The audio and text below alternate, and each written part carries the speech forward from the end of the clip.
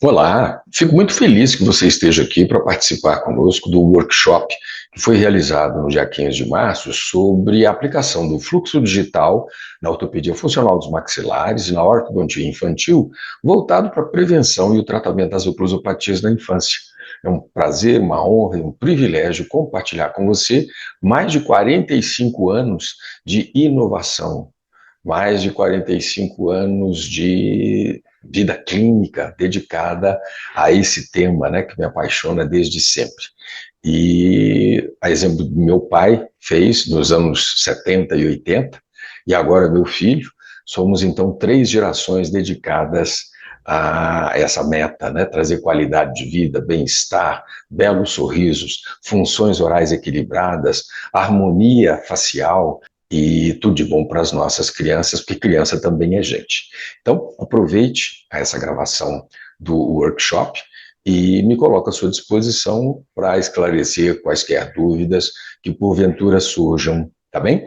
Um abraço e desfrute mais uma vez.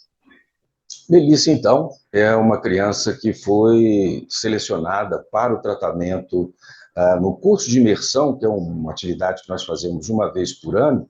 Esse ano também vai ser no mês de junho, no mês de julho, não me recordo exatamente a data, mas ela foi diagnosticada em 2023, aos 5 aninhos de idade, uma menina muito bonita, que olhando a face assim, eu já dei um spoiler, eu já falei que ela tem uma mordida cruzada unilateral posterior direita, mas olhando para a face dela, a gente não percebe muitos sinais. E eu não vou usar a palavra temeroso, mas é muito arriscado a gente dar diagnóstico de plagiocefalia, por exemplo, usando uma foto frontal, né? Onde eu percebo a orelhinha do lado direito e do lado esquerdo não estão exatamente simétricas. Né? E para isso, vocês verão na própria Melissa, nós temos condições hoje de, através da tomografia computadorizada, fazer o diagnóstico preciso da presença ou não de uma plagiocefalia. Né? Plagiocefalia é aquela simetria entre o lado direito e o lado esquerdo da base do crânio ou da própria calota craniana. Então, ela nasceu em julho de 2017 e numa análise facial muito sucinta aí, a gente percebe que o terço inferior é ligeiramente menor do que o terço médio da face. Lembrando que a altura facial antero, inferior e média, a gente analisa na face, numa vista frontal e não na vista lateral, pela influência que o perfil, se é mais côncavo, se é convexo, faz nessa leitura, né? Então é assim que a gente geralmente analisa. Porém, as fotos podem manifestar diferentes reações da criança.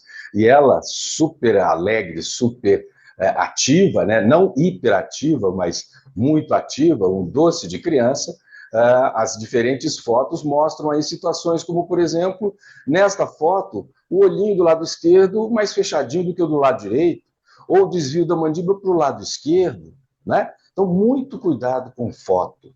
Foto é um momento congelado do tempo e pode não expressar a realidade para aquela criança, e por isso é fundamental que a gente não fique só com as fotografias que vêm nas pastinhas de documentação, né? Pastinhas, me perdoem, eu quis dizer não como um demérito, é que mineiro tem a mania de usar o diminutivo, né? Com carinho, sem perder o respeito, tá? Então, nas pastas de documentação, às vezes as fotos não estão expressando aquilo que o paciente de fato tem no dia a dia.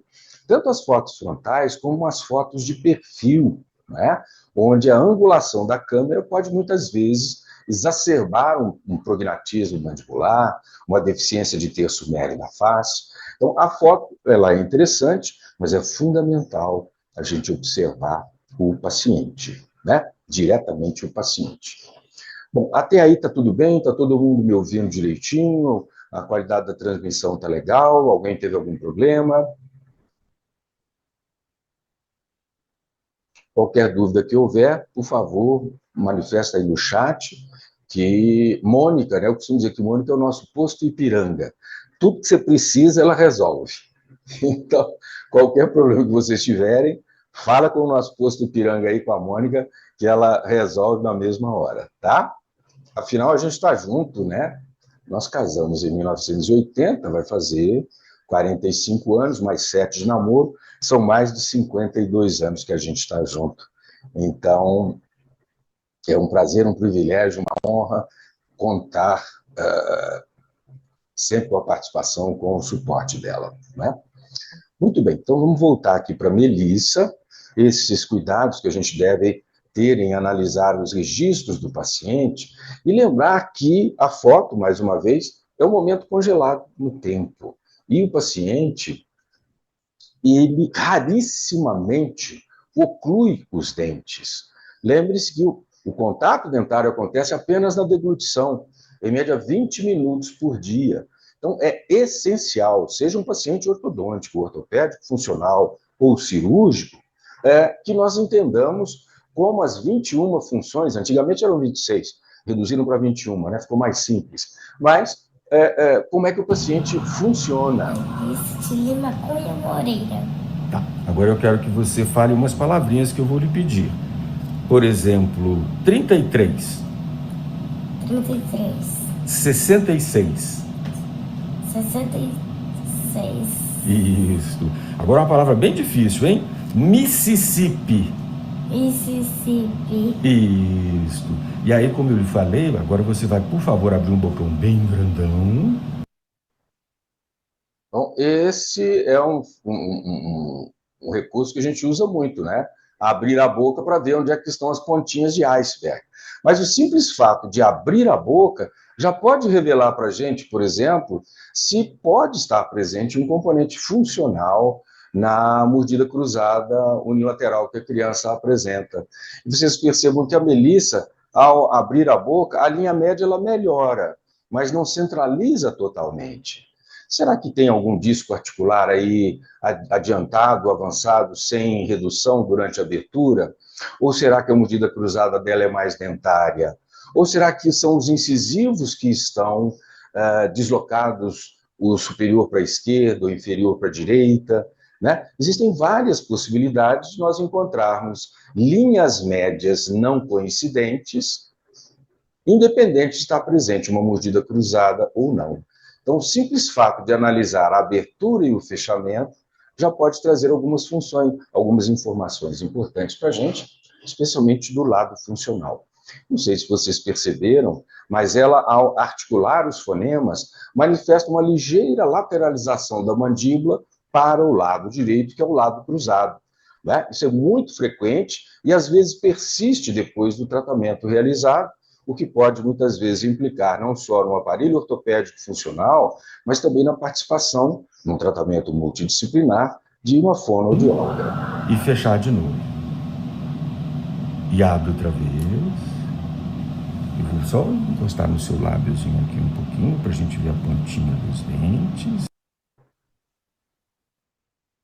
Percebe? A linha média não foi totalmente corrigida. Isso pode ser sugestivo de crescimento assimétrico entre as hemimandíbulas, das linhas médias não coincidirem por desvios dentários, de assimetria entre as hemimaxilas. Quer dizer, pode ser um monte de coisas, né? Aliado ao fato da mordida cruzada estar presente e das linhas médias apresentarem uma descoincidência muito grande. Nos modelos digitais, eu disse a vocês no início, né, nós podemos substituir com muitas vantagens as fotos intraorais, minimizando assim o tempo de cadeira do paciente. A gente faz o escaneamento muito mais rápido até do que faz as fotos intraorais, né? Então vamos vê-la aqui nos modelos digitais, como é que essa maloclusão se manifesta.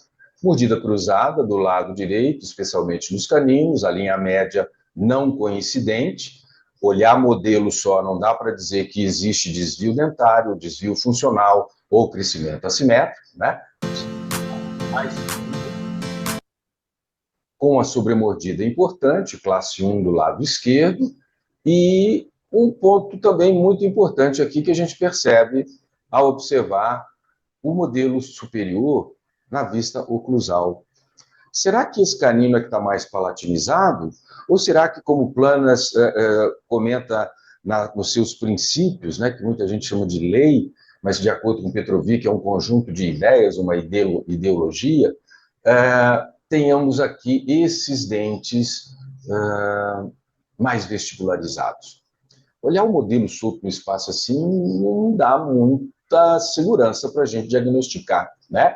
Até 2007, em praticamente todos os casos no consultório, na nossa clínica, nas residências, nós utilizávamos o diagnóstico PLANAS, que era o único diagnóstico 3D que nós tínhamos até então, né? Eu aprendi a fazer o diagnóstico sintomatológico, calcográfico e gnatostático PLANAS com o PLANAS lá na Carne Freixa, em 1977, e desde então era o nosso protocolo, né? Era o diagnóstico 3D que nós tínhamos. No entanto, infelizmente, até hoje, pelo menos do meu conhecimento, nós não temos esse elemento de diagnóstico validado cientificamente.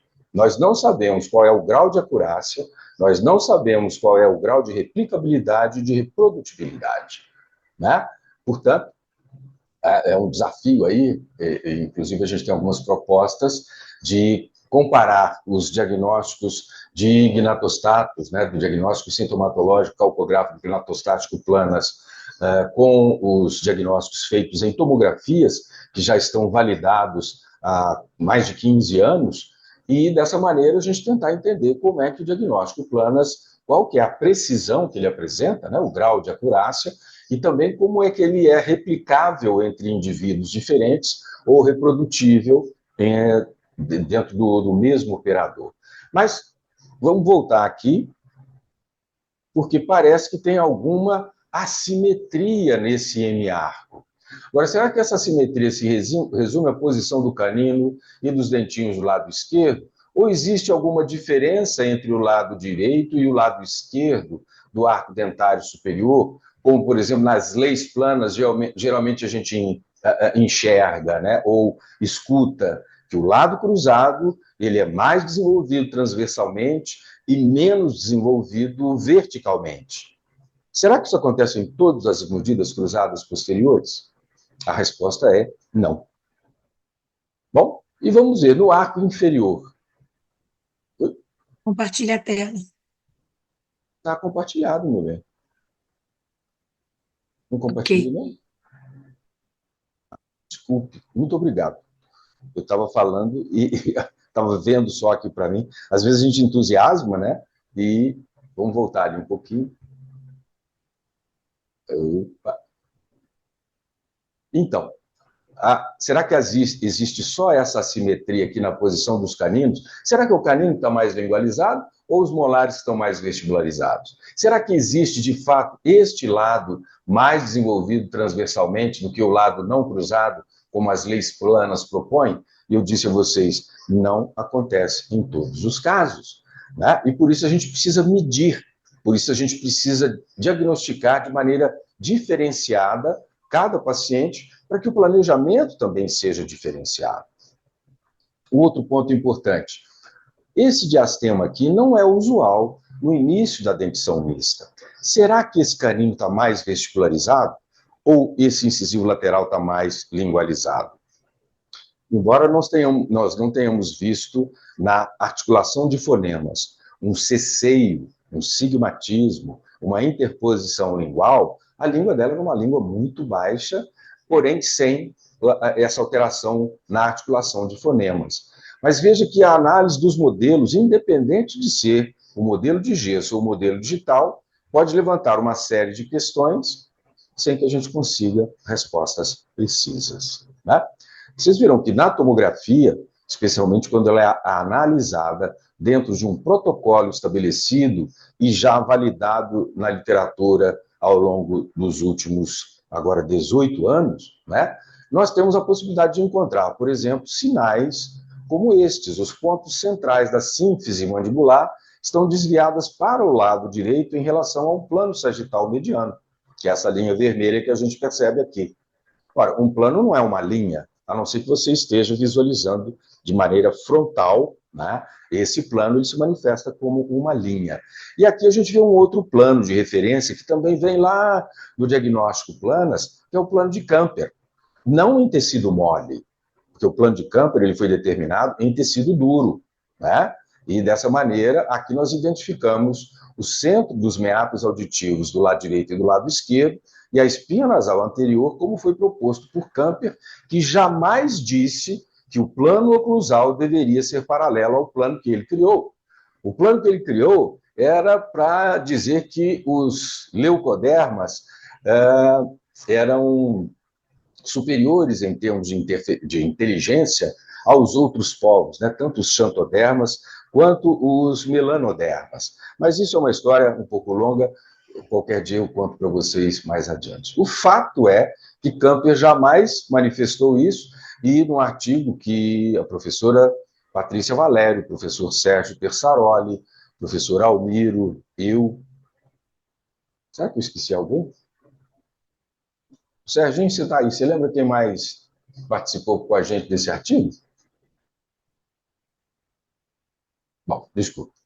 Enfim, essa afirmação ela surge aí meio que perdida na história. No Maria entanto, Rita, desculpa.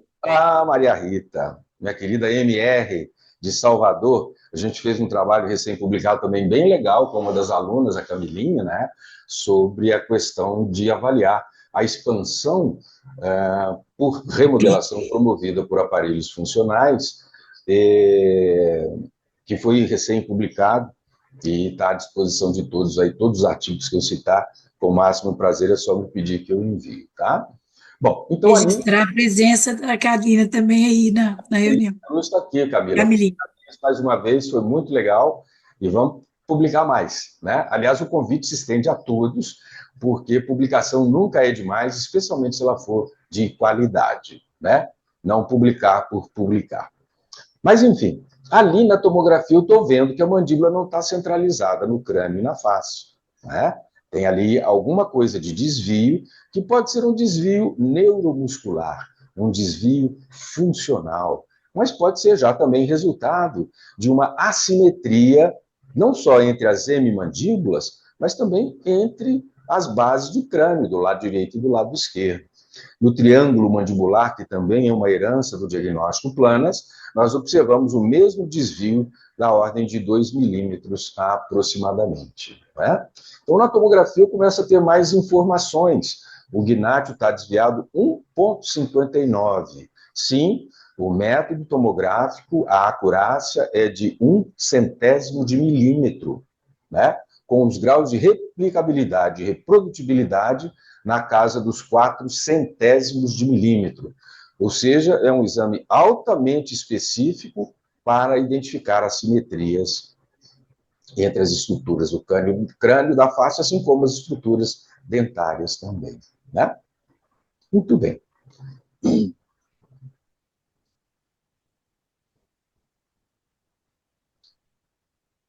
O protocolo COMPASS, eu vou passar ele aqui rapidamente, mas vou chamar a atenção nos pontos mais importantes a seguir. Ele é obtido a partir de uma tomografia de face, independente de ser obtida, né, essa aquisição, dela ser obtida num tomógrafo de feixe cônico, ou num tomógrafo multi-slice, ou num tomógrafo helicoidal. O importante é que seja de face, envolvendo também a base do crânio, pelo menos até a base do crânio média. E ela, aos 5 anos e 10 meses, veja que lá a gente já identifica também a categoria auxológica, o tipo rotacional, né, da cefalometria Laverne-Petrovic, e aqui nós vamos ter, vou especificar isso em maior detalhe, a identificação das possíveis assimetrias no aspecto látero-lateral ou transversal dos dentes na maxila e também dos dentes na maxila em relação ao plano de Camper. E analisando essas medidas aqui, nós temos uma conclusão emitida pelo próprio software, né, emulando aí uma inteligência artificial, que os planos oclusais nessa criança estão simétricos no aspecto vertical. Então, eu não tenho diferença de altura nos dentes do lado direito e do lado esquerdo na maxila. No entanto, está ligeiramente assimétrico no aspecto transversal. Tá? Vamos ver esse detalhe daqui a pouco. E assim a gente vai observando também, por exemplo, quanto à distância dos dentes superiores e inferiores até um plano coronal que passa pelos ossículos da orelha média, os martelos, né?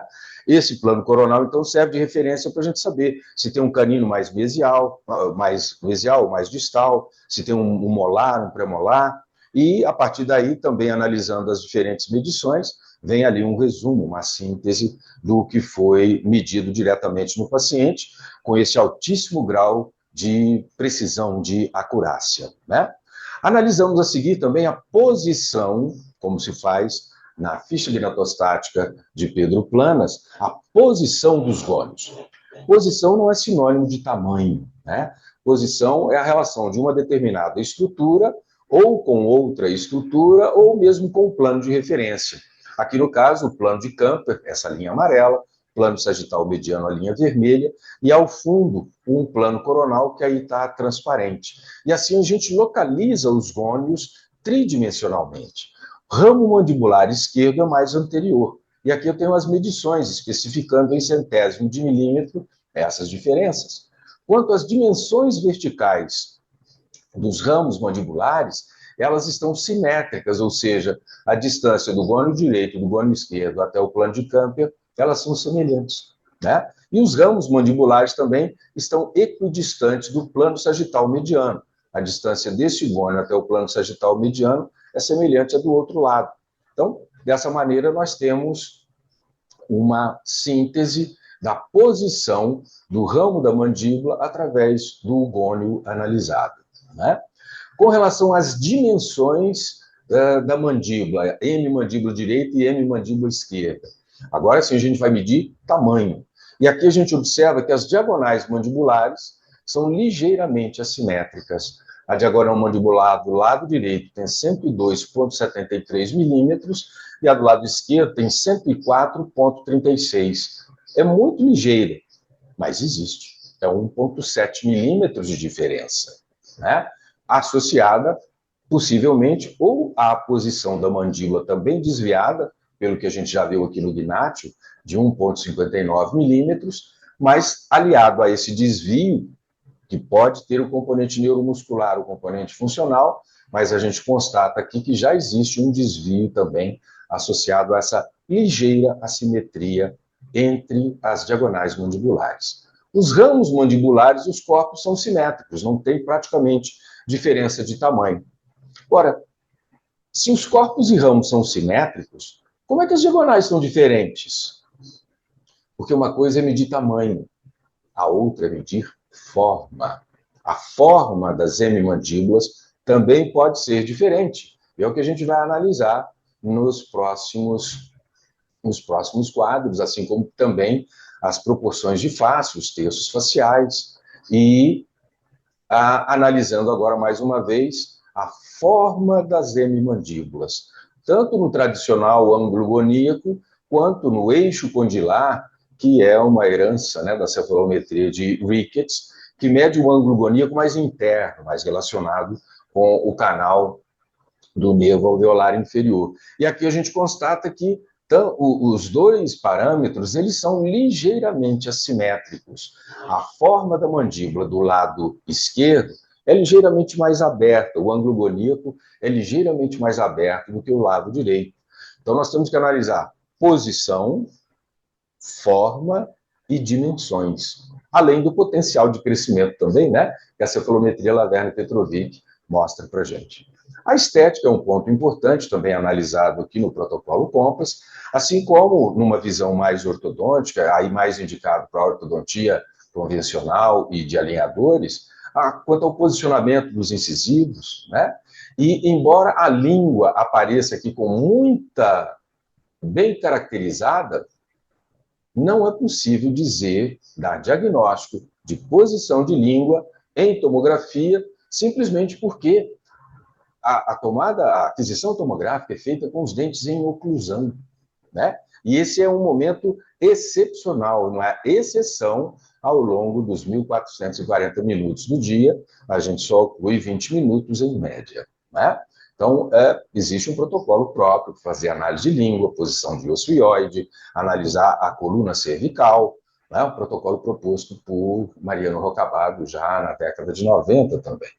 E aqui, mais uma vez, o triângulo mandibular, onde a gente analisa a posição do gnátio, onde a gente visualiza a posição dos gônios, do lado direito e do lado esquerdo, e aqui, mais uma vez, o ramo mandibular esquerdo ele é mais anterior, o que é sinônimo da gente dizer que o ângulo, que o ramo do lado direito ele é ligeiramente mais posterior.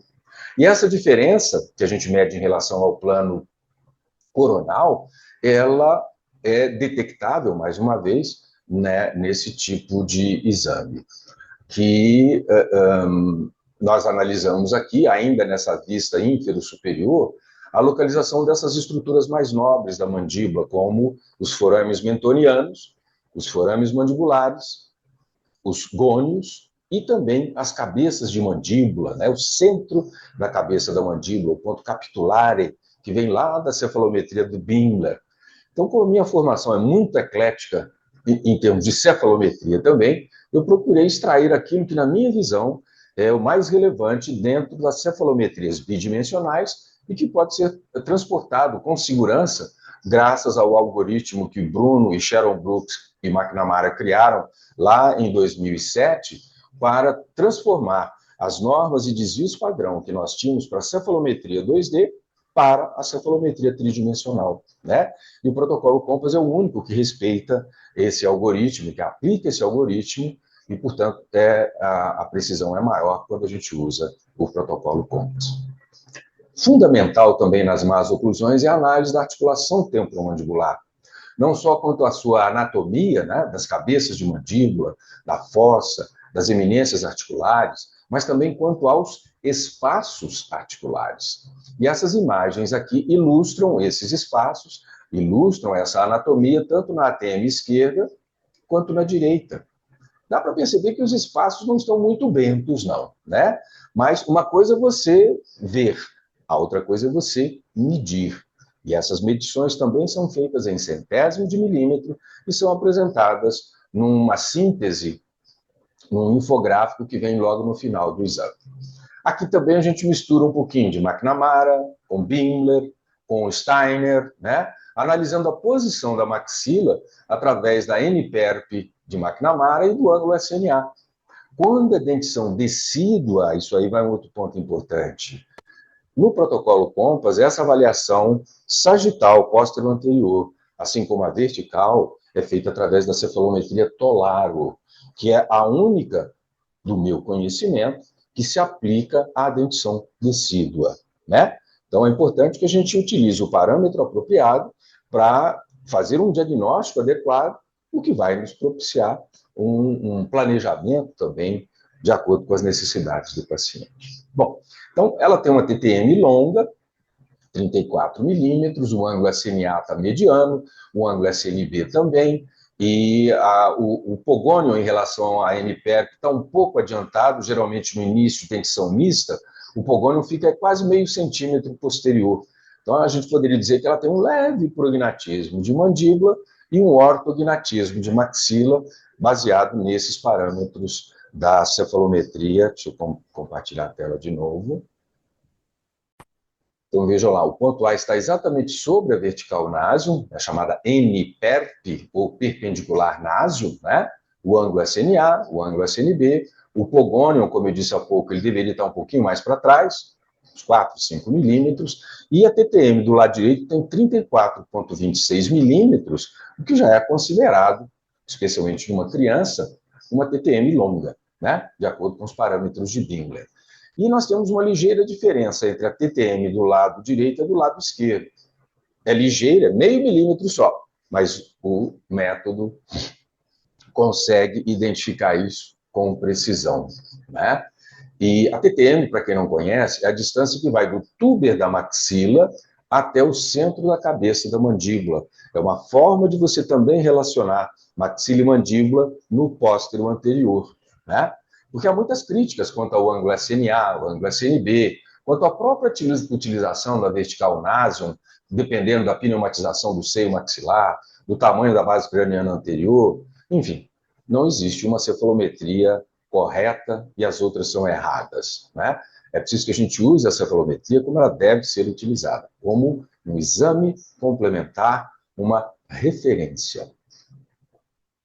Bom, outra referência é a reconstrução panorâmica, aqui num filtro chamado MIP, que dá uma visão bem legal, assim como a gente vê também só as estruturas do lado direito, onde a gente pode analisar a relação oclusal, ter uma imagem da sombra do bicho, né, da adenoide, que aqui está bem pequenininha, uma sombra do espaço ocupado pela tonsila palatina aqui na região de orofaringe, do lado direito, e agora do lado esquerdo, né? Onde é interessante também a gente analisar, por exemplo, as angulações dos caninos, de premolares, ver se há alguma curva de erupção alterada. E quando ela existe, nós temos total condição de, separando os dentinhos tridimensionalmente, fazer uma avaliação das curvas de erupção de maneira tridimensional. E, ao final, nós temos uma síntese com diferentes medições, tanto de posição dos gônios, posição do foramen antoniano direito, do lado esquerdo, do lado direito, quanto de dimensões, para o ramo, para o corpo, para a diagonal mandibular, a localização da linha média dentária superior tem 3 centésimos de milímetros de desvio para o lado direito. Já a linha média dentária inferior está desviada 2,02 milímetros para a direita e o gnátio está desviado 1,59 milímetros para a direita. E as diagonais mandibulares, está em amarelinho aqui, é um código de cores, né, que a gente utiliza, semelhante ao que vem lá da cefalometria de Wimler também. As diagonais mandibulares são ligeiramente assimétricas, porque quando é muito assimétrico, quando é importante, vem em vermelho, tá vendo? Quando é verde é porque está simétrico e está proporcional. Quando está em amarelo é porque é ligeiramente diferente. E quando está em vermelho é porque precisa ter mais atenção nessa situação. E aqui a gente percebe, desculpe, os espaços articulares acima, posterior e anterior às cabeças de mandíbula do lado direito e do lado esquerdo, né? Então, a partir da tomografia, a gente pode extrair um mundo de informações que, somadas ao diagnóstico clínico, somadas ao diagnóstico através dos próprios modelos, a análise funcional, a análise de face esquelética, a análise do sorriso, vai nos ajudar a entender os diferentes componentes da oclusopatia, da má oclusão. E nós temos também a possibilidade de sobrepor os modelos digitais, como vocês veem aí, à tomografia, né? Utilizando, por exemplo, como referência o plano de Camper, que é essa linha amarela, ou o plano de Frankfurt, que é essa linha azul, a linha vertical Nasion do McNamara, o plano coronal, que passa lá atrás, no centro do meato auditivo externo, do lado direito e do lado esquerdo, a vertical tuber do Wimler, né? Então, plano mandibular, o plano oclusal. Então, a gente consegue visualizar os modelos com altíssimo grau de precisão, de acurácia, de detalhe, né? Tanto do lado direito quanto do lado esquerdo, posicionando a cabeça de acordo com diferentes referências. Aqui, a horizontal de Frankfurt está paralela ao solo, aqui o plano de Camper está paralelo ao solo, né? E dessa maneira, localizando, mais uma vez, os modelos e os dentinhos com precisão de centésimo de milímetro dentro do contexto do crânio e da face. O plano coronal, mais uma vez, ele vai nos dar a referência para saber se tem dente do lado esquerdo ou do lado direito, mais para frente ou mais para trás, se tem um gônio mais para frente ou mais para... Está vendo aqui, olha? O gônio do lado esquerdo ele é mais anterior do que o do lado direito, o que é compatível com o desvio da mandíbula para o lado direito. Dá para ver aqui que a margem posterior do ramo da mandíbula do lado direito está mais para trás do que o do lado esquerdo, assim como a língula do forame mandibular, onde se insere o ligamento esfenomandibular na mandíbula, né? O que o Ricketts gostaria muito de enxergar quando propôs o Xi, ou Zai Point, que é aquela interessante, né? O X em inglês, ele é pronunciado como Z, então não é Xerox, como fala muitas coisas, eu falava, né, que hoje ninguém usa mais Xerox, mas é Xerox em inglês. Cultura inútil, mas tudo bem. Portanto, agora eu tenho a relação dos dentes implantados na mandíbula e na maxila. No caso dos modelos digitais, com uma resolução de 7 centésimos de milímetro, Por isso, o modelo digital é altamente preciso quando ele é impresso. Logicamente, depende da qualidade da impressora, né? E ter uma impressora em casa é muito legal, mas dá muito trabalho. Prepare-se para a questão de calibragem de impressora, que quanto mais barata, mais trabalho dá. E isso é uma coisa muito importante que a gente precisa sempre levar em consideração. Quanto custa o meu tempo? Será que vale a pena eu fazer tudo em casa? Por exemplo, os meus aparelhos? Ou eu posso encaminhar para um laboratório? Ou será que eu mesmo imprimo os meus modelos ou encaminho para um laboratório? Ou se eu faço os meus alinhadores ortodônticos, os meus guias de pista direta em casa? Isso não tem uma lei que diga que sim ou que não. Todo mundo tem que saber fazer conta, saber quanto custa a sua hora clínica, né? Se justificar, você terceiriza, delega o serviço a ser feito. Se não justificar, você mesmo faz, né? O importante é que com o digital a gente ganha muito tempo. E tempo é das poucas coisas que a gente não consegue comprar hoje em dia, né? Valorizar o nosso tempo é fundamental. Eu, por exemplo, não sou melhor que ninguém, mas também não quero, nunca quis ser milionário. Eu, há 10 anos, eu comecei a trabalhar atendendo pacientes segundas, terças e quartas-feiras. Por quê? Porque o digital me possibilita atender mais pacientes em menos tempo. Então, eu reduzi 2 dias o meu trabalho no consultório sem diminuir o meu faturamento, pelo contrário. Esses 2 outros dias, o que eu vou fazer?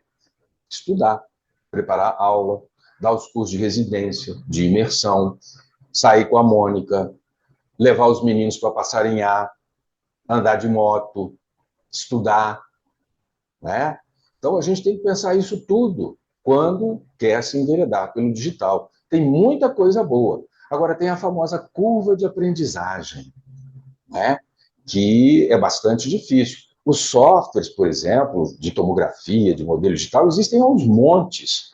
O problema é que dá trabalho a gente sentar para estudar, tem que ter tempo para praticar, desenvolver e saber aplicar de maneira adequada, né? Então, se isso vale a pena para você, faça isso. Compre os softwares, faça a impressão dos modelos, produza os guias. Se não, você ajuda a gente a ganhar um dinheirinho e manda para a Compass, que lá a gente faz para você, né? Mas quem vai saber se é para a Compass ou se é você que vai fazer, tem que ser você, dentro do seu negócio, dentro do seu consultório, dentro do seu tempo disponível, levando sempre em consideração quanto custa a sua hora clínica, né? Vamos voltar aqui para a Melissa, porque senão, nossa, mas já tem quase 1 hora que eu estou falando dela. Vamos ver ali de novo o que a gente encontra nesse gnatostático, nesse diagnóstico gnatostático tomográfico, né? Que é a relação dos dentes em relação à Camper, em relação ao plano sagital mediano. Com relação à Camper, a gente já viu, não tem diferença no aspecto vertical, as distâncias do canininho, do molarzinho, do primeiro molar permanente até o plano de Camper são semelhantes do lado direito às medições do lado esquerdo. O que fica diferente está aqui, olha. O canino do lado direito, ele está a 13,92 milímetros do plano sagital mediano. Esse canino que está encoberto aqui pelo inferior. Já o do lado esquerdo está a 16,08. Arredondando aí 16, 14, são 2 milímetros de diferença deste canino mais lingualizado. Uai, será que a lei de Planas falhou aqui? Para esse dente, sim, porque tem inclinação vestíbulo-lingual, não é só posição. No entanto, quando a gente analisa o 54 e o 64 está mais lingualizado, 17,32, do que o 54. Ou seja, a lei de Planas aqui está se aplicando. O primeiro molarzinho do lado direito está mais vestibularizado, assim como o primeiro molar permanente, 23,21 do lado direito, o dente 16, e 21,64 do lado esquerdo. Ou seja, existe assimetria entre as hemimaxilas e na hemimaxila direita nós temos dentro dela uma assimetria também. Tem um dente que está mais palatinizado e os outros dois estão mais vestibularizados. Será que se fizer uma expansão rápida isso vai resolver? Ou se colocar um parafuso numa pista indireta de planas especial comum, isso vai resolver? Ou numa pista indireta de planas simples? Ou num SN3? Ou será que a pista direta poderá seguramente corrigir esse desvio que a gente vê aqui? Olha lá, deixa eu compartilhar de novo.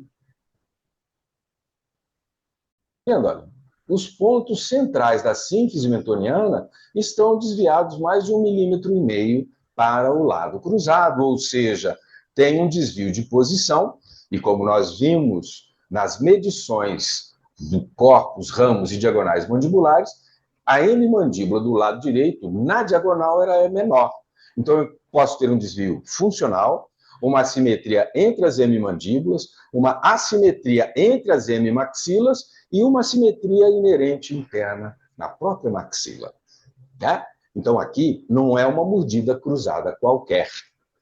Portanto, se eu trabalhar, inclusive no seminário de discussão da residência, que foi bem interessante, uma das alunas do Paraná, ela mostrou para a gente um casinho que, antes, né, de ver a ortopedia e tudo mais, mordida cruzada e tudo, foi feita a expansão rápida, descruzou os dentes, descruzou a mordida, mas não corrigiu nem a assimetria, nem o desvio mandibular. Que é o que geralmente acontece quando a gente só pensa em mover dente, quando a gente só pensa no problema de expansão, né? Que nem sempre é a solução para tudo. Bom, aqui também nós estamos vendo novamente o modelo digital dentro da tomografia, onde essas medições transversais e agora também as póstero-anteriores são realizadas, onde nós vemos lá a avaliação dos caninos superiores quanto ao plano coronal, que é essa linha grossa verde que a gente vê aqui atrás, e está tudo equidistante, está tudo semelhante à direita e à esquerda. Isso é fundamental para a gente diagnosticar as más oclusões assimétricas do lado direito e do lado esquerdo, tipo classe 2 subdivisão, né? Porque na maioria das classes 2 subdivisão, o molar do lado classe 2 não está mais mesializado. É a mandíbula que está desviada, ou é menor, ou tem alguma simetria de base de crânio. Né? Tem um artigo fantástico sobre isso, que a gente publicou com o professor Guilherme Thyssen, mas também, antes desse artigo, em 2010, Ravindrananda demonstra isso cabalmente, sem sombra de dúvida. Então, a gente mede os dentes no aspecto póstero anterior em relação a esse plano, que é identificado lá de acordo com os ossículos da orelha média. A mesma coisa na mandíbula e a síntese vocês já viram. Então, eu tenho uma mordida cruzada unilateral direito, uma mandíbula desviada 1,5 milímetro para a direita, uma diagonal mandibular do lado direito ligeiramente menor e com as duas hemimaxilas superiores assimétricas, né? Na base de crânio, também um protocolo Compass de base de crânio a gente pode analisar. No caso dela, nós não vamos encontrar nenhuma alteração significativa, nem em termos de rotação do esfenoide, rotação externa, rotação interna, rotação anterior, rotação posterior, assim como também não há nenhuma rotação no caso dela no osso esfenoide, em nenhum dos 3 planos. Aqui a gente analisa se tem rotação anterior ou posterior. Isso aí, essa linha amarela embaixo é o longo eixo da parte petrosa do osso temporal. E aqui, também nessa avaliação, esses ângulos, 118, 119, mostra que não há rotação nem externa nem interna também da parte petrosa aqui do osso temporal, né? Então, tudo isso a gente extrai da tomografia e nos ajuda a identificar as características do problema, assim como também as larguras de base de crânio anterior e a posição das articulações temporomandibulares. Veja que é bem simétrica, 11,21 milímetros. Aqui, de novo, são os ossículos da orelha média, né? O martelo direito e o martelo esquerdo, que servem de referência para a gente saber se a ATM está mais para frente ou está mais para trás. Lógico que existem aquelas assimetrias que se originam já no foramen magno e que se estendem não só ao esfenoide ou aos temporais, né? Se estende também à base do crânio média. Bom, juntando tudo isso, nós vamos então planejar o que a gente vai fazer com a mandíbula da Melissa E o que nós vamos fazer em termos de movimentação dentária também, porque se esse dente está mais vestibularizado, e se o canino superior está mais lingualizado, se a mandíbula é ligeiramente assimétrica, se a maxila é ligeiramente assimétrica, eu preciso levar tudo isso em consideração, e inclusive para orientar a mudança de postura, que é o princípio básico da ortopedia funcional, né? Ele é o número 2, porque qualquer estímulo que a gente produza é a base de toda a ortopedia funcional. Agora, um estímulo ultra especial é a mudança de postura. E quando a gente consegue o contato dos incisivos em determinada área, é uma mudança de postura chamada terapêutica, né? Ela pode ser mais eficaz ainda, especialmente na correção de problemas verticais, como a sobremordida. Então, estou eu ali, eu detesto esse ângulo, porque me mostra, né, que os cabelos não só ficaram brancos, mas também já caíram um bocadinho. E vou pedir para você fechar um pouquinho diferente. Presta bem atenção. Devagarinho vai fechando. A mão aqui no seu dedo. Não recomendo essa postura de trabalho para ninguém, mas eu estou ali manipulando a mandíbula dela, tentando corrigir aquele 1,5 milímetro que eu vi no protocolo Compass na boca, para ver se surge alguma interferência oclusal que precisa ser removida. E quando eu coloquei, vocês lembram que o desvio do Gnatio era 1,5, e o desvio da linha média inferior era 2 milímetros, ou seja, tem meio milímetro de diferença ali, que os incisivos estão mais desviados para o lado direito. Então, praticamente, a gente vai usar aqui a linha média superior, que não tem desvio aparente, para orientar o posicionamento da mandíbula. Não é sempre que isso acontece. O que vocês viram ali é um pedacinho de bioplique. É um cimento resinoso, né, que o pessoal usa na prótese para próteses removidas, para próteses provisórias, e como ele é mais flexível do que a resina, eu tenho optado por ele. Por que eu estou fazendo esse jig?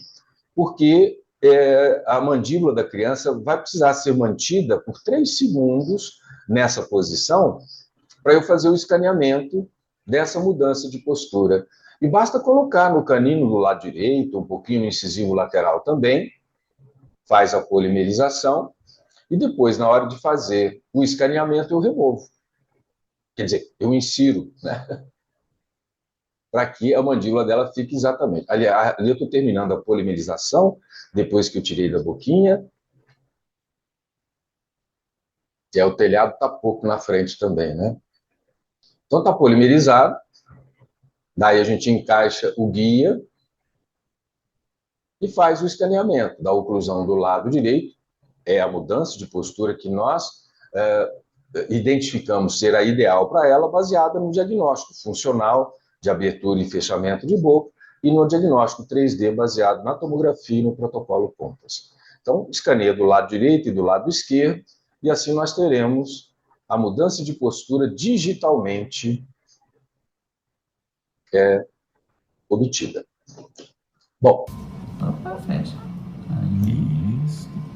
Ela fecha com o giro. Isso é essencial, especialmente quando você vai delegar o escaneamento para um centro de documentação odontológico, né? E para que a criança oclua de acordo com o que você deseja. Vamos ver aqui, então, o resultado.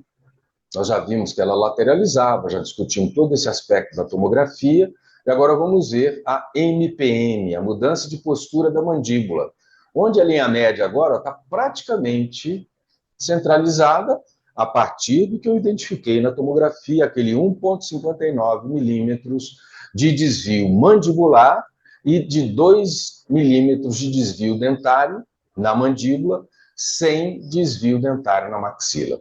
Estão percebendo que na mudança de postura, os caninos permanecem cruzados, surge um espaço interoclusal maior do lado direito, e há um excesso transversal do lado direito, exatamente o que a gente mediu na tomografia.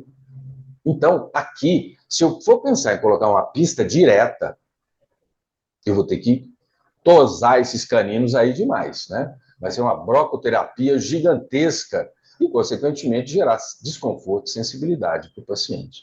Portanto, aqui, antes de pensar em mudar a postura da mandíbula, eu preciso vestibularizar este canino. E, ao mesmo tempo, preciso lingualizar esse canino, porque ele também está mais vestibularizado. Com pista direta é mais difícil fazer isso, né? A pista ficaria muito longa, muito inclinada, e não seria a melhor opção. Então, a partir de todos esses dados, eu vou elaborar aqui uma prescrição de uma quimera. Por que é uma quimera? Porque pega pedaço de uma pista indireta de planas especial. Não é um Maurício Vaz de Lima, porque isso aí não é reembasado de 15 em 15 dias e nem tem que ficar preso, agarrado nos dentes, né? É uma pista indireta de planas, onde as pistas são transferidas da lingual dos dentes posteriores para a face oclusal, com o objetivo de desocluir esses dentes posteriores e facilitar a ação desta mola em S para o canino, com o cotovelo tocando na mesial, para, além de vestibularizá-lo, corrigir a rotação. E na parte inferior, já que a língua é baixa e anteriorizada, temos a barra ondulada, associada às duas hemialetas de um SN3 ou de um Bimmler de classe 3, e o vermelhinho aqui o que é? É uma comunicação visual para o técnico de que na face lingual, não só da coroa dos caninos, mas no aspecto do rebordo alveolar, ele deve colocar ali pelo menos uma lâmina de cera, porque eu quero lingualizar esses dentes, especialmente o 83. E essa voltinha amarela que está aqui, quem que é?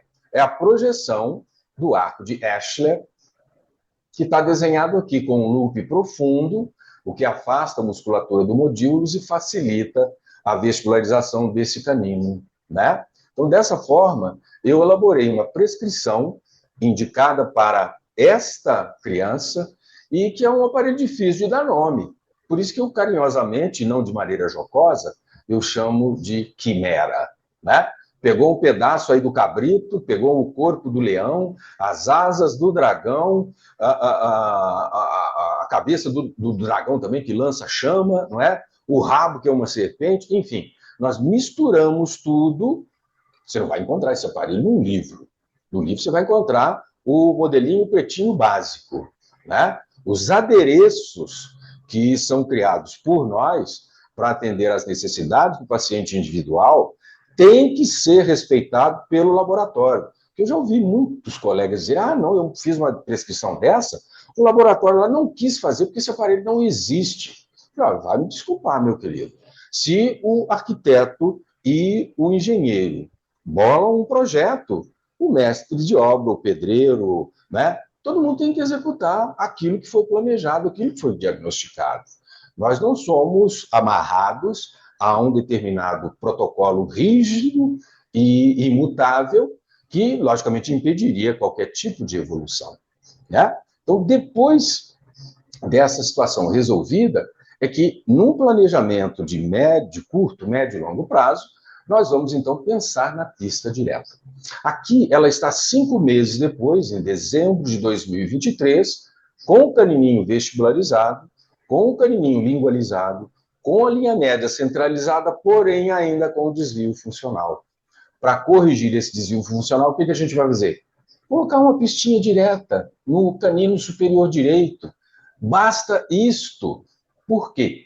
Porque o canino é o único dente cujos receptores de ligamento periodontal para a propriocepção têm neurônios exclusivos no núcleo mesencefálico do trigêmeo.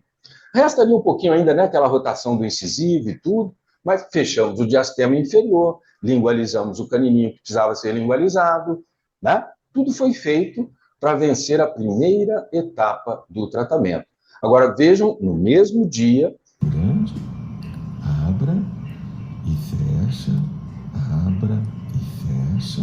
Agora, fala para mim o seu nome todinho, Melissa. Melissa de Lima Cunha Moreira. Ok, meu amor. Pode tirar o aparelhinho, por favor? Vocês perceberam que eu já tirei a parte inferior do aparelho, né? A linguinha dela melhorou bastante.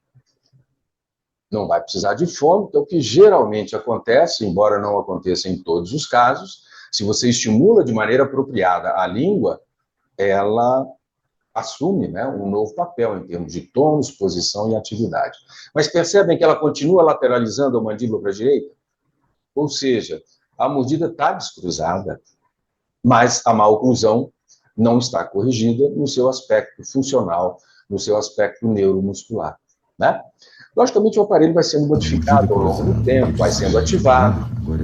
Ele foi aberto, um quarto de volta por semana, o arco de O Escher, alívio aqui já foi feito, então. alívio para a erupção dos primeiros molares permanentes e, portanto, 5 meses depois, consolidado o descruzamento, nós vamos partir para o lado funcional desta correção, que é exatamente trabalhar com esse vampirinho aqui, só no canino do lado direito, para trabalhar agora a neuromusculatura da criança. Ah, um detalhe, né? Por que está esse espaço interoclusal aqui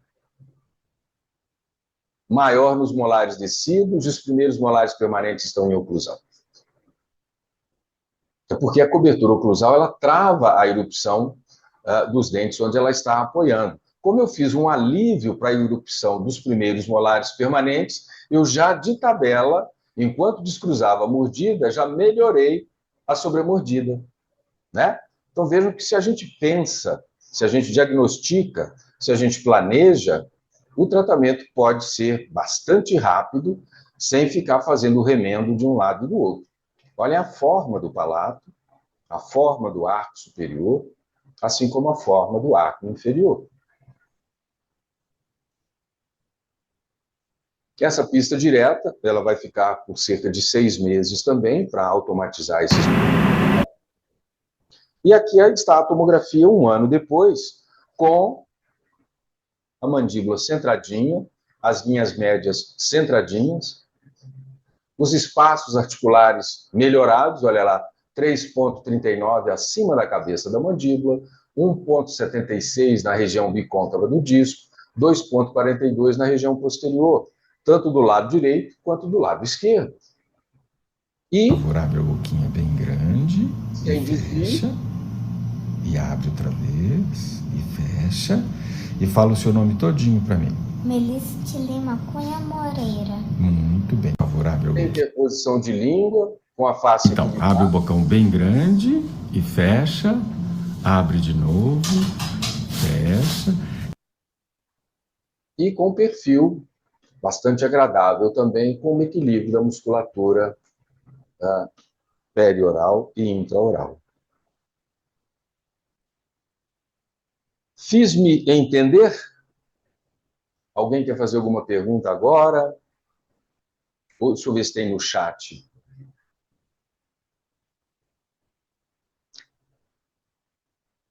Opa, tem 16 manifestações. Aula maravilhosa, professor. Renata Cairala falando. Muito obrigado, fico muito feliz.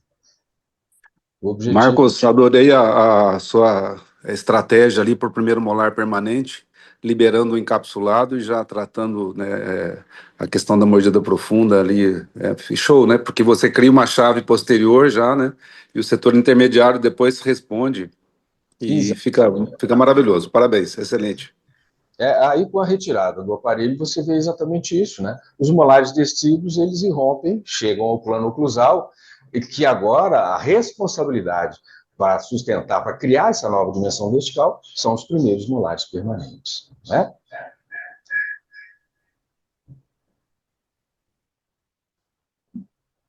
A Jacinta. Ok. Tudo bem. É só o seu microfone que está ligado. Não. Rainha. Aliás, acho que é o seu microfone que está dando para o microfone.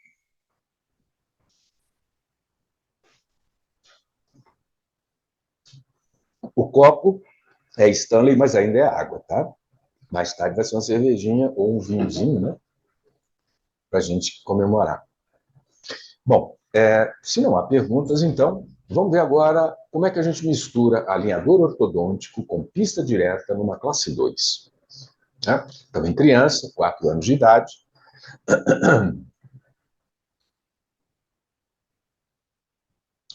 A Catarina.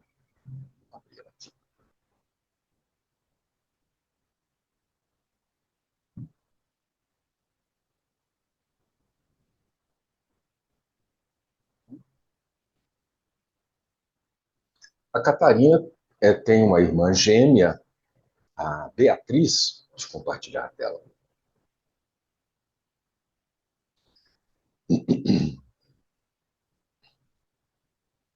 Ela também foi selecionada, as duas irmãs, no curso de imersão de 2023, e ela é a gêmea que tem a pintazinha, a outra não tem, né? Fica mais fácil a gente reconhecer, porque elas são muito parecidas. Um histórico muito tranquilo, não tem maiores alterações, as alturas faciais um pouco reduzidas, né? Um rostinho mais longo, terço facial inferior curto, presumível encontrarmos aí também uma mordida profunda, o perfil de qualquer ângulo é bastante convexo, típico de um retrognatismo mandibular. As diferenças nos terços faciais fica bastante evidente também na tomografia, não só em tecido mole, e a mandíbula dela está bem centradinha, com um ligeiro retrognatismo de mandíbula e um ligeiríssimo prognatismo de maxila, isso utilizando a cefalometria McNamara. Eu comentei com vocês anteriormente, o indicado para dentição decídua não é McNamara, mas sim a cefalometria Tolaro, que a gente vai ver daqui a pouquinho. Bom, então está bem evidenciada lá a classe 2, um ramo bastante largo, o ramo da mandíbula bastante quadrada, uma apófise coronoide bem avantajada, embora o colo da cabeça da mandíbula não seja muito grande. Na reconstrução panorâmica, a classe 2 de caninos, arcos bem diastemados, né? Um arco tipo 1 de Balme. Primeiro molar permanente, agora que está saindo de intraósseo para submucoso, quer dizer, tem bem 4 anos mesmo, e o 2 degraus, distal do lado direito, distal do lado esquerdo, com via aérea padrão, pelo menos o perfil da adenoide está muito bom para essa idade, lembrando que as massas de tecido linfóide crescem muito, né? Bem antes do que o crescimento facial atinge o seu máximo, lembrando que aos 5 anos de idade ela já tem 75% das dimensões de face que apresenta. E um outro detalhe interessante que eu esqueci de comentar na foto, mas que se vê nitidamente no perfil tegumentar na tomografia, é essa prega sublabial, né? Uma criança de 4 anos de idade com ruga. Por isso que eu digo que a gente faz ROF, melhor é na infância. Nós vamos dissolver essa ruga numa criança de 4 anos de idade, além de corrigir a classe 2. Espaços articulares estão mostrando para a gente que se a mandíbula dela se a cabeça de mandíbula fosse melhor centralizada, ou seja, esse 3,81 aqui está muito grande, essa cabeça de mandíbula poderia estar 1 milímetro a 1,5 milímetro mais posterior, o que significa que a classe 2 dela, levando em consideração uma RC, né, é maior do que a oclusão cêntrica que ela está demonstrando dos dois lados, mais de 3 milímetros, geralmente é 2, 2,5, e significa que a maloclusão ainda é mais pronunciada do que a gente viu. Na cefalometria Tolaro, que a gente obtém, né, todos os ângulos aí também no protocolo Compass, nós lançamos nessa tabela utilizando essa máscara, onde os desvios padrão de cada uma dessas 5 avaliações, que é o ângulo SNA, a altura do terço médio da face, plano maxilar e base de crânio, a forma da base de crânio através de NS Basium, o Nasion Cellabasium, né? E também a face, a altura total da face, desde o plano mandibular até a base do crânio. Então, numa face harmônica, a gente vai encontrar essas 5 medições, essas 5 bolinhas, dentro dessa máscara. Independente da máscara estar lá em cima, está aqui embaixo, está no meio da tabela. Se as 5 estiverem dentro da máscara, é sinal de que nós temos uma face bastante harmônica, sem prognatismo de maxila, de mandíbula, etc. Aqui, uma outra máscara, eu estou colocando agora apenas o ângulo SNA dentro da máscara, percebe? Sai tudo fora da máscara. O ângulo do terço médio, o ângulo da base do crânio, e ela é bastante braque, tá vendo? Esse ângulo entre plano mandibular e base de crânio com 29 graus, significa que ela é muito dólico, prosopo, ou braquicefálico, ou o termo mais correto é um euriprosopo, né? Mas, enfim, na cefalometria Tolaro, a gente está vendo várias desproporções na face, com aquela observação de um ligeiro prognatismo de maxila e um ligeiro retrognatismo de mandíbula. Bom, a gente pode complicar bastante o tratamento, né? Mas cada vez mais as crianças hoje são exigentes, assim como os pais, e dispositivos muito complexos, especialmente nessa idade, podem até inviabilizar o tratamento, né? Um freio de burro, por exemplo, um arco extraoral, ou um aparelho ortopédico funcional com muitos acessórios. Se a gente puder simplificar, ou como o Ricketts gostava de falar, né? KISS approach. Keep it simple, stupid. Ele gostava muito dessa frase, né? Vamos tentar simplificar as coisas. E uma simplificação sem perder controle, qualidade, precisão e eficácia é trabalhar com os alinhadores quando eles atendem às necessidades da criança.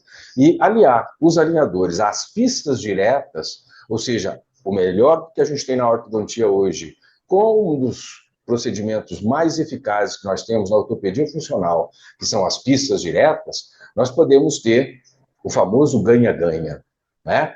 Observe que tem alguma movimentação dentária, por quê? O palato dela é muito ogival, muito triangular, com proinclinação dos incisivos superiores. E aí, num projeto para 10 alinhadores, os ortho-aligners Kids, não estamos executando aí nenhum movimento contraindicado para dentes decíduos, né? Por exemplo, intrusão ou extrusão de qualquer dente decíduo pode ser danoso para o germe dos dentes permanentes, né? Agora, mover dente só não vai corrigir essa classe 2. Por isso, nós vamos precisar das pistas diretas, e nós vemos aqui o primeiro estágio dela. Ela primeiro foi colocada paralela ao plano oclusal, e depois desses 3 meses, onde houve essa remodelação completa da maxila, com o ortho-aligner Next, que é aquele que envolve o palato, que a gente usa, inclusive, né, para fissurado palatino, nós temos uma forma de arco superior, assim como de arco inferior, que, com a pista direta agora, com inclinação de classe 2, promove a correção simultaneamente da classe 2 e da sobremordida, utilizando a grande quantidade de crescimento que a criança tem nessa fase e a erupção contínua dos dentes decíduos, somada agora à erupção dos dentes permanentes que estão chegando. O primeiro deles aí já veio, né? O 41.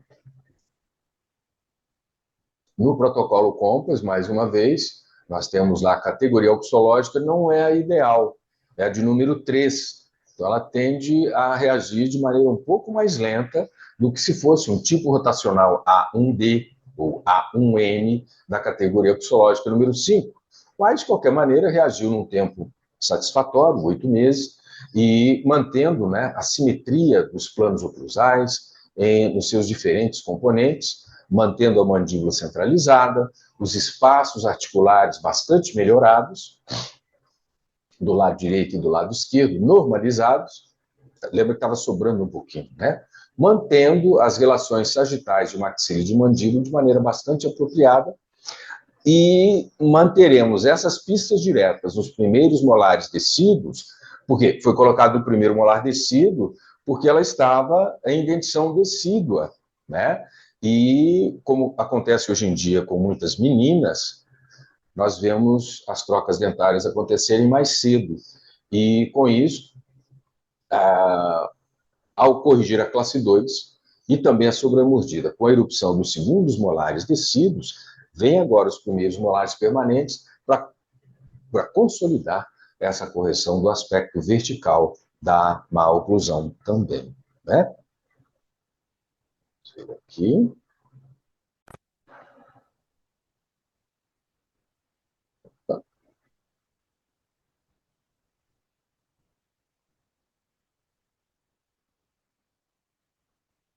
Isso. Então, novamente, essa é a tomografia 1 ano depois. E aqui a sobreposição com a tomografia inicial. Vejam a quantidade de crescimento que nós temos nesse intervalo de 1 ano. Apesar de ser uma categoria oxológica baixa, há um crescimento vertical muito grande, à custa da erupção dos dentes posteriores, assim como também o posicionamento adequado do pogônio E observem a mudança que acontece no lábio inferior. O lábio inferior, no início, estava aqui. Acho que tem uma outra que eu fiz a inversão. Deixa eu ver aqui. Veja onde era o lábio inferior e para onde ele foi. E aqui também a prega sublabial, mais uma vez. E o que aconteceu neste 1 ano de tratamento.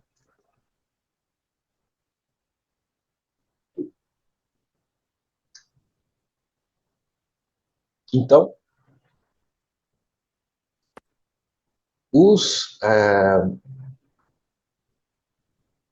Por que sumiu minha imagem?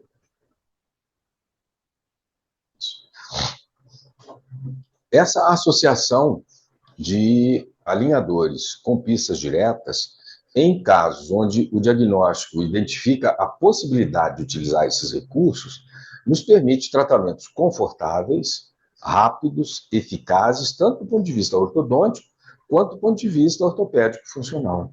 Né? A mudança de postura aí sendo realizada pela pista direta e o trabalho da mudança da forma do arco poderia ser feito com placa de Schwartz ou com um aparelho ortopédico funcional de fato, né? Como um SN1, com parafuso superior, parafuso inferior, até mesmo um escudinho labial inferior, para trabalhar a questão do lábio inferior, tudo isso pode ser feito. Mas, se nós pudermos simplificar o tratamento, os recursos terapêuticos, isso favorece a aderência da criança ao tratamento. É mais fácil utilizar um alinhador com pista direta, que tem a grande vantagem de trabalhar 24 horas por dia, inclusive na hora de mastigar. Estou falando das pistas, não dos alinhadores, né? O alinhador tira para comer e para higienizar também. Mas é uma combinação que, para esses pacientes, pode ser fantástica, né? Em termos de conforto, repito, em termos de eficácia, de eficiência, misturando, de novo, uma quimera. A gente usa aquilo que de bom nós temos na ortodontia com aquilo de ótimo que nós temos na ortopedia funcional dos maxilares, que é a mudança de postura da mandíbula, a mudança na posição, na atividade da língua, a mudança do padrão mastigatório, que se encarrega de fazer muita coisa para a gente. E, de novo, a questão é o diagnóstico. Levantar as necessidades da criança de maneira precisa e elaborar uma estratégia de tratamento que seja customizada, personalizada, individualizada, que atenda às necessidades daquela criança, daquele paciente especificamente. Né? E dessa forma a gente sai desde um aparelho ortopédico funcional, como vimos na pacientezinha anterior aí na Melissa, instalado antes de uma pista direta, para dar condições da pista direta ter um papel eficaz e eficiente na correção do aspecto funcional, incluindo aí o padrão mastigatório, mais uma vez. Né? Temos uma pergunta aqui da Jacinta.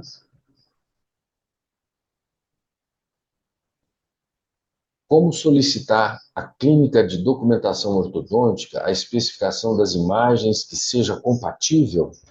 Se refere à tomografia, Jacinta, porque o protocolo Compass ele tem lá um template, né, onde a gente envia as imagens, como você viu naquela sequência ali, os dentes em relação ao plano de Cantor, plano sagital mediano, depois em relação ao plano coronal, posição de gônios, as formas, as dimensões das hemimandíbulas, forma de hemimandíbula, avaliação dos terços faciais, avaliação das dimensões diagonais, corpos e ramos mandibulares, a posição póstero-anterior dos dentes, etc. Né? Lilian, as pistas são enviadas pelo laboratório ou fazemos direto no paciente e depois escaneamos para o envio? Bom, Lilian, você pode, uma vez que você tenha feito diretamente no dente do paciente, você não precisa escanear para fazê-lo digital, né? O objetivo de você fazer o escaneamento é para criar as pistas de maneira muito mais precisa do que aquela que você faz diretamente em boca, porque criança, né? Desculpe, especialmente nos dias de hoje, para ficar 20 minutos quieta numa cadeira odontológica, Tem muita gente que se veste de palhaço, de bela adormecida, né? Para tentar manter as crianças lá sob controle. Então, a justificativa da pista direta, digital, é exatamente você poupar o seu tempo e o tempo da criança, o tempo de trabalho, o tempo de cadeira. O trabalho que você terá é fazer o escaneamento da oclusão habitual e fazer o escaneamento da mudança de postura, utilizando o jig que eu mostrei, por exemplo, no caso anterior aí da mordidinha cruzada. Você pode fazer um jig também para o avanço da mandíbula nos casos de classe 2, ou só um levante nos casos de mordida profunda, né? Então, o objetivo do escaneamento é você delegar a criação da pista direta de maneira digital para poupar o seu tempo e, porque se você pode fazer no seu laboratório também, né? Só que isso leva tempo. E o seu tempo custa dinheiro. É a sua hora clínica que você está gastando. Não é assim? Então, repito o que eu disse anteriormente. Se o custo da sua hora clínica justifica você fazer no seu consultório, você molda, faz um modelo de gesso, põe lá, articula os modelinhos de gesso no articulador, pega uma espátula com uma cera de enceramento, esculpe a pistinha direta, depois leva numa plastificadora para fazer o guia de transferência, né? Então, tem essa forma de você fazer da maneira analógica.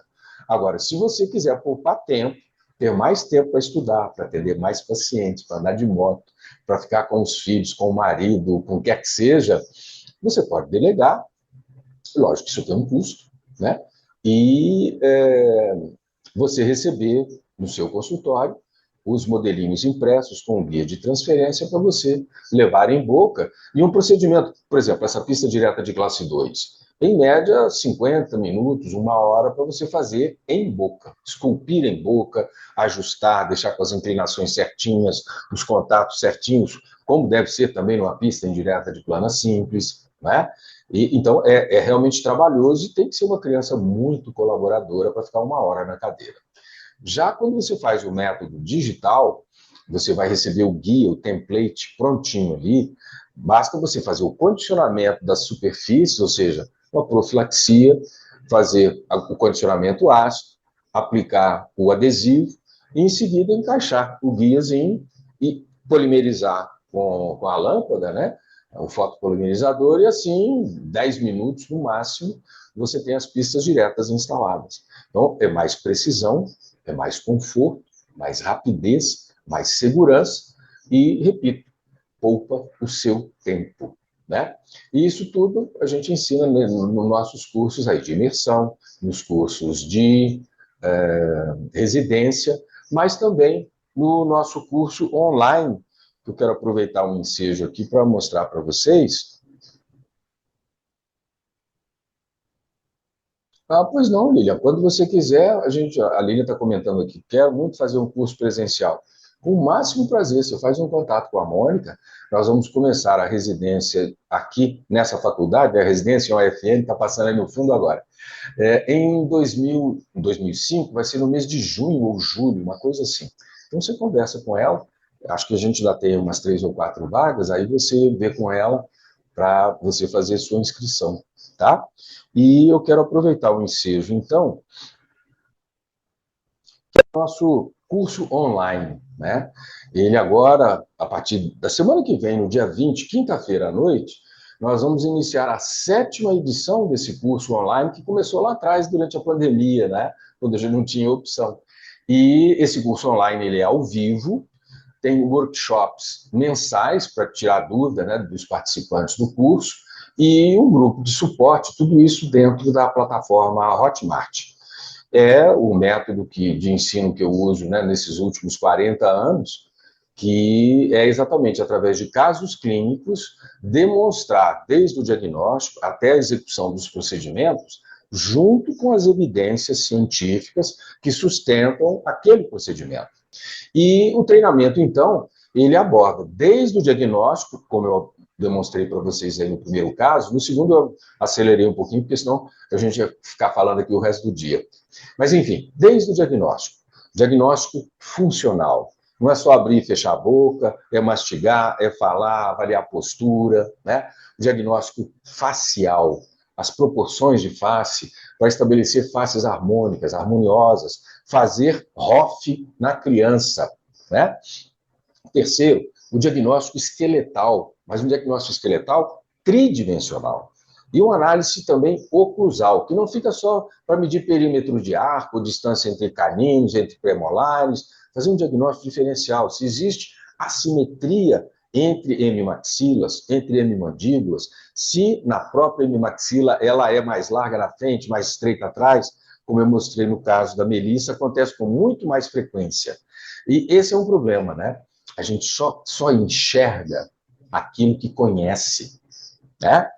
Porque senão, tudo quanto é mordida cruzada, você simplesmente mete lá um expansor, descruzou os dentes, que maravilha, sou fera, né? Ou faz uma expansão rápida, pô, eu descruzei em 3 semanas, mas enfim, má oclusão não é só pontinha de iceberg, né? Então, no curso online, repito, é a 7ª edição, ele fica gravado, posteriormente você pode acessar por um prazo de mais um ano, e a estrutura é exatamente essa, são 7 módulos, onde no primeiro módulo a gente fala dessa questão, dessa fusão, dessa união, dessa interface entre ortodontia, odontopediatria e ortopedia funcional dos maxilares. Tudo isso para atender melhor as nossas crianças. O foco é a dentição decídua, né? Abro uma exceçãozinha para a dentição mista também. E nessa 7ª edição, que até a quinta e a 6ª edição, a gente não tinha tanto caso clínico ainda com o fluxo digital, que eles estavam em andamento, né? Então agora o curso todo vai ser sem esquecer o analógico, porque tem muita gente que não gosta do digital, etc, etc. Mas o importante é o princípio da coisa, é saber diagnosticar, é saber planejar, é saber que não existe o aparelho X para corrigir toda a mordida cruzada, não existe o aparelho Y para corrigir toda a classe 2, para corrigir mordida aberta, né? Então isso a gente vai fazer, por exemplo, no módulo 2, para as classes 3 e as mesioclusões. Tem momento para usar máscara facial, sim, vai depender das características do paciente. Tem momento que a pista direta está contraindicada. Tem momento que a gente tem que associar aparelho funcional com expansão rápida, ou primeiro faz a expansão rápida, depois o aparelho funcional, depois a pista direta. O importante é dar ao paciente o que ele necessita. O purismo que eu tenho não é de ser só ortodontista ou só ortopedista. O purismo que eu preciso ter, que sempre manifestei na minha vida profissional, desde a minha primeira conferência, é o purismo das ideias. É o purismo de procurar soluções para o paciente e não adequá-lo àquilo que eu aprendi, que eu sei fazer e que faço há 50 anos, né? Não é por aí.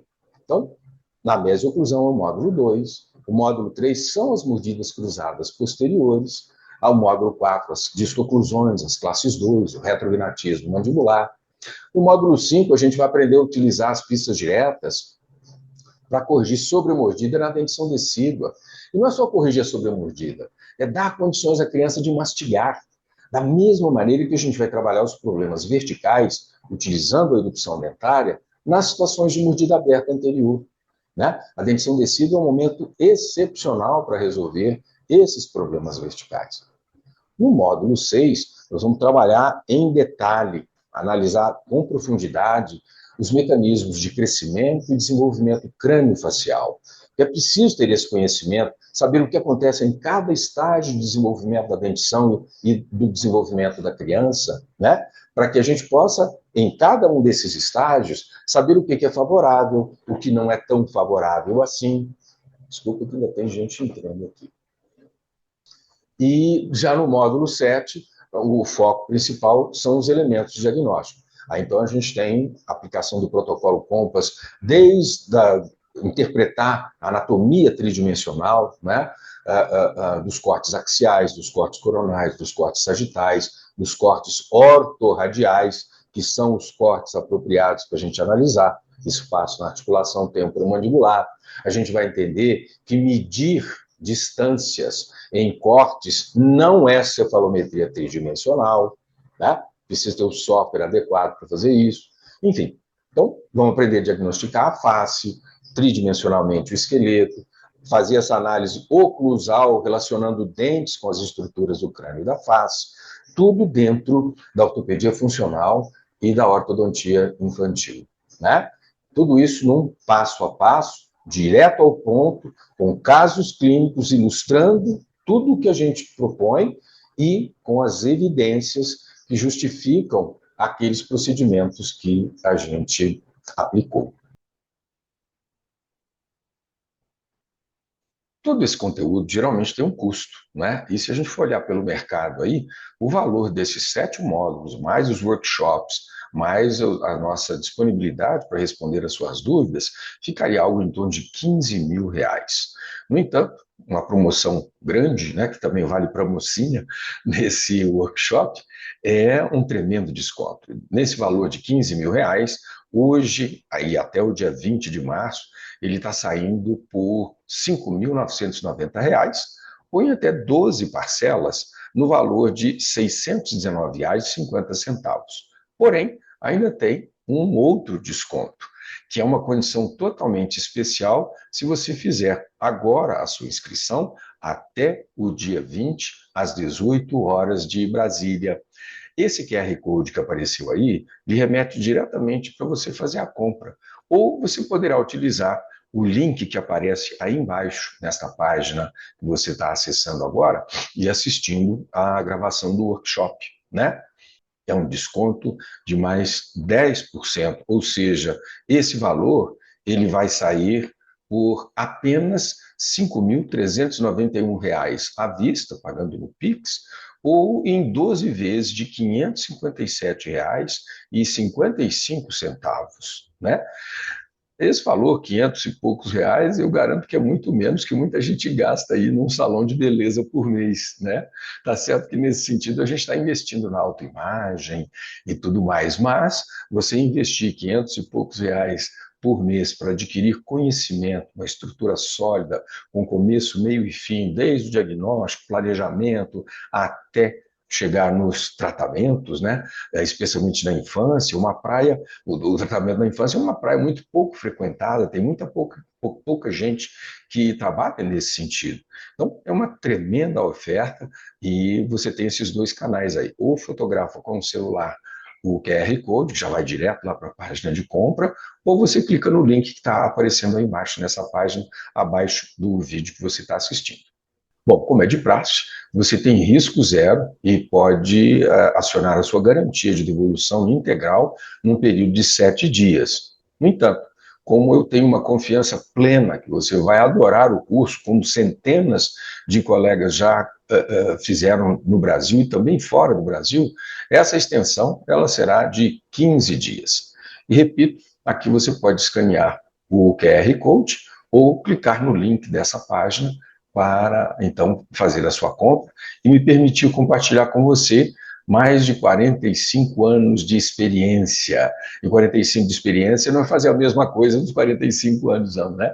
A gente está sempre inovando, a gente está sempre criando, a gente está sempre utilizando as melhores tecnologias, as mais consolidadas, em prol dos nossos pacientes e de nós mesmos, para maior conforto, para maior precisão, para maior rapidez, para maior segurança e ajudando a criançada a ter um sorriso maravilhoso, faces harmônicas, funções orais equilibradas, qualidade de vida, bem-estar, autoestima e autoimagem lá nas alturas, né? E é isso o que eu lhe ofereço por um preço bastante razoável, ok? Então não perca tempo, fotografa aí, escaneia aí o QR Code, ou clica no link logo abaixo e faça sua compra.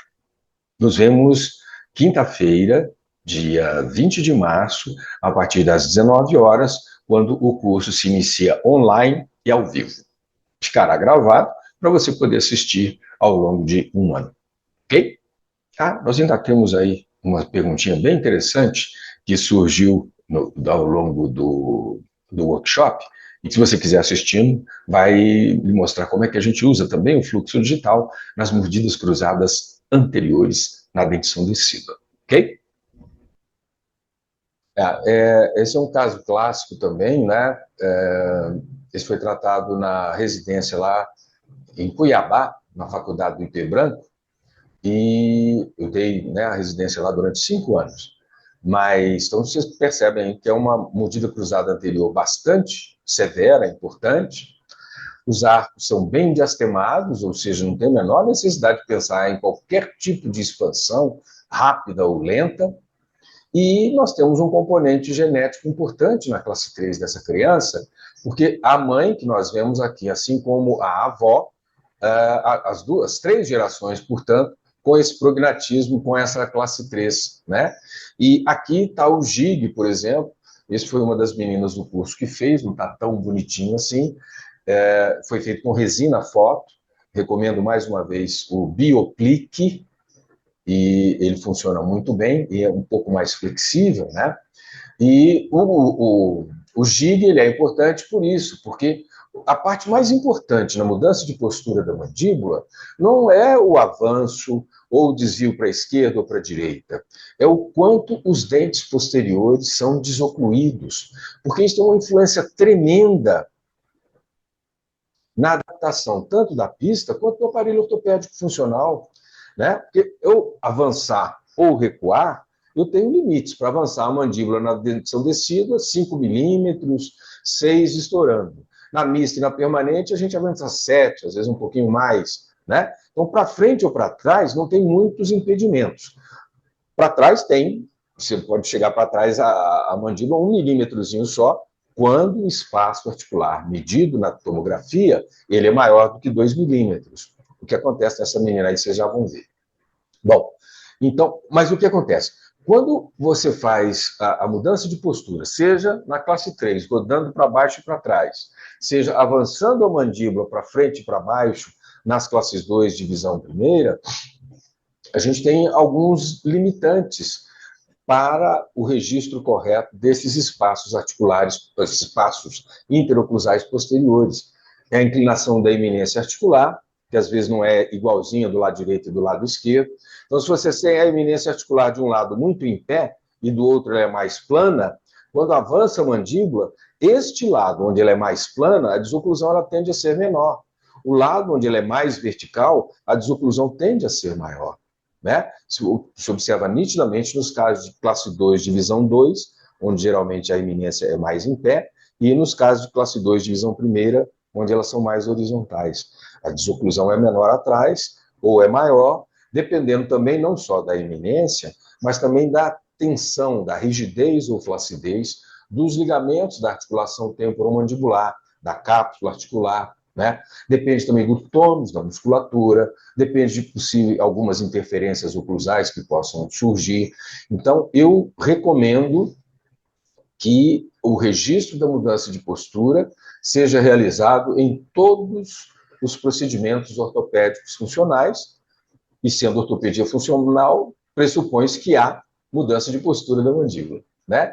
Quando não há mudança de postura da mandíbula, geralmente não é a ortopedia funcional na sua essência. Mas, enfim, fundamental registrar a mudança de postura para que o escaneamento seja apropriado. Então, uma vez feito o escaneamento, que a criança aqui agora está até segurando sozinha, né, a mudança de postura, ela pode ser treinada, por exemplo, no caso da classe 3, em ficar em topo a topo, se ela conseguir, topo a topo, ou no caso de uma criança como essa daí, a classe 2, ela ficar em DA, se o DA for a mudança de postura apropriada para a criança, e evitando os registros em cera, porque eles deformam com muita facilidade, né? Tanto por conta da temperatura, quanto por conta de algum peso, alguma pressão que incida sobre ela. Bom, então, um escaneamento feito na mudança, na oclusão habitual e na mudança de postura. Esse é o ponto básico. Ah, mas na minha cidade não tem scanner. Você faz a moldagem convencional, vaza o modelo de gesso, faz o registro da mudança de postura em silicona, por exemplo, que é muito mais estável do que a cera, empacota isso tudo, manda, por exemplo, para a Compass vai fazer o escaneamento dos modelos de gesso, vai montá-los num articulador virtual, na mudança de postura que o registro que você enviou fornece, e a partir daí a gente vai criar a pista direta adequada para o seu paciente. Vejam que nessas mordidas cruzadas anteriores, geralmente o espaço articular posterior à cabeça da mandíbula ele é maior. Aqui está com quase 3 milímetros, o que significa que se eu manipulei a criança, consegui chegar no topo a topo, essa manipulação geralmente é só rodar a mandíbula para baixo e para trás, não tem nenhuma translação da cabeça da mandíbula, eu ainda consigo mudar o modelinho inferior 1 milímetrozinho mais para trás e assim conseguir um plus a mais aí nessa mudança de postura. Do lado direito e do lado esquerdo a situação é muito semelhante. E observe aqui, né, essa tomografia com a mudança de postura, lógico, você não precisa fazer isso, foi só porque a gente queria conferir nesses casos, né? Está lá em topo a topo, o que a gente vai observar? A cabeça da mandíbula, olha, continua na mesma posição, o espaço articular lá atrás continua Acho que está montado. sem imagem. Não está Meu- compartilhada a imagem. Obrigado, Renata, eu esqueci. Valeu. Puxa vida. Estou falando e vocês não estão vendo. Eita, céu.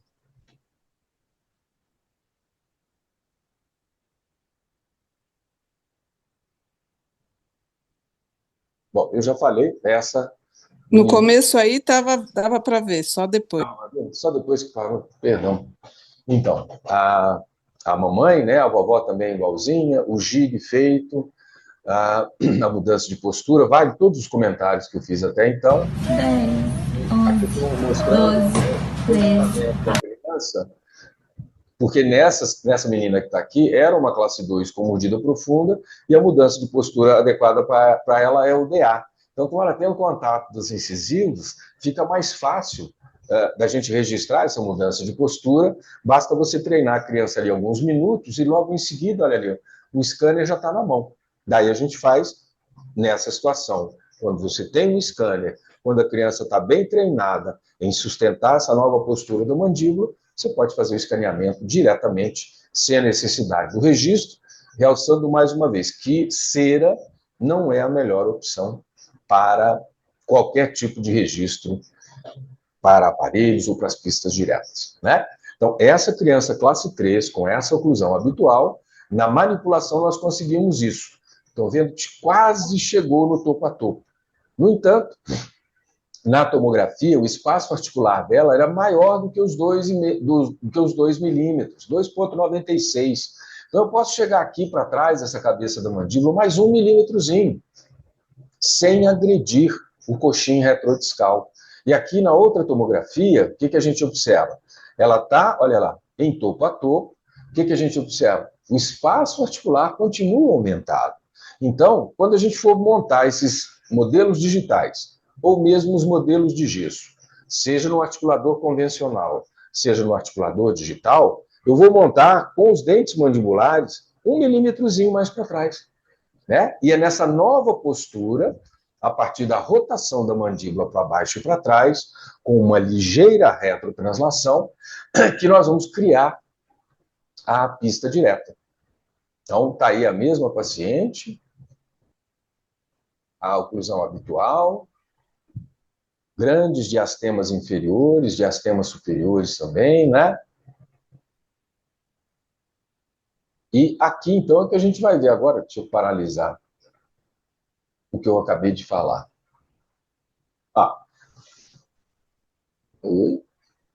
Essa é a mudança de postura que a gente registrou nela, tá?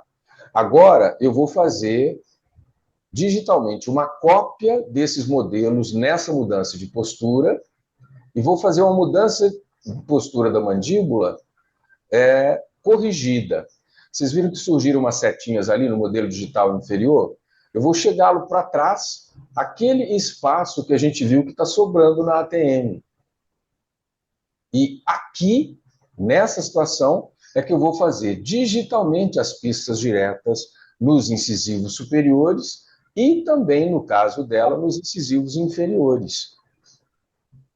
Está claro esse ponto? Fiz-me entender?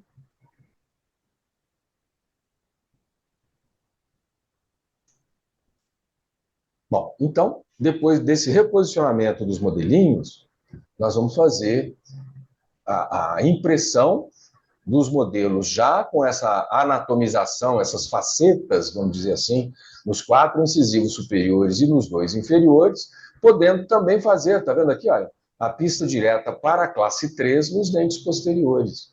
Para essa paciente não foi necessário, fiz aí só como um exemplo. Então, você tem um modelinho impresso, recebe o guia inferior também, com a rampinha, a pistinha direta nos incisivos aqui, mais na lingual, dos 2 centrais inferiores. E daí, então, você vai transferir isso para a boca. Então, faz o condicionamento do esmalte, preenche os guias com a resina de alta qualidade e resistência, insere o guia, ativa e a pista direta está colocada. Por isso que é rápido. Por isso que você não vai ficar 1 hora esculpindo essas pistas, tá? Então, isso vale tanto para as facetinas, que também a gente usava no passado. Hoje, por várias questões, inclusive de resistência, né? Os guias são mais rápidos, são mais eficientes do que a cimentação. E quando o diagnóstico é bem feito e o procedimento é bem executado, a resposta ao tratamento vem muito rápida. Essas 3 imagens aqui têm um intervalo de 18 dias. Aqui nós já estamos com um intervalo de 1 mês. Reflexo dessa mudança de postura da mandíbula e dessa correção da mudança de postura da mandíbula com uma ligeira retrotranslação de mais 1 milímetro em virtude dos espaços articulares estarem aumentados, né? Quando ela, em junho, retornou, a pista direta inferior, ela já estava tocando na mucosa do palato frontal e foi desgastada. Aí ela já está em outubro, sem nenhum resquício da pista direta. E aqui a doutora Cíntia Damo, que acabou a especialização dela em ortopedia funcional, ela que coordenava lá a residência na FAIP, né? Aqui está a pacientezinha 1 ano depois, analisando a mastigação, a evolução dela nesses primeiros 5 meses. Estamos aí em plena pandemia agora, né? Isso foi em 2019. 2 anos depois... Fecha a boquinha. Bem grande. Fecha. Fala seu nome. Abre. Meu nome é Rebeca. Proporções faciais ótimas, né? Aí, 4 anos depois... E aqui, 5 anos depois... Fala seu nome. Meu nome é Rebeca. E mesmo com toda aquela carga genética, né, familiar importante, a gente conseguiu dar a ela uma resposta, um tratamento muito rápido, eficaz, eficiente e, ao mesmo tempo, com estabilidade, né? Que é o que geralmente acontece. Tá?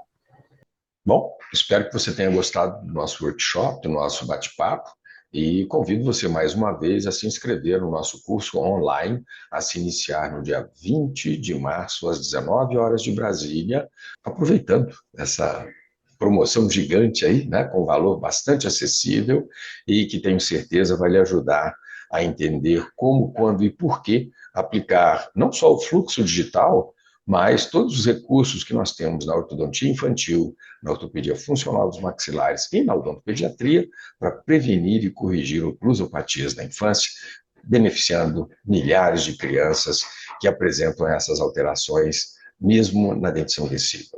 Então, escaneie aí o QR Code ou clique no link que aparece embaixo aí nessa página, tá bom?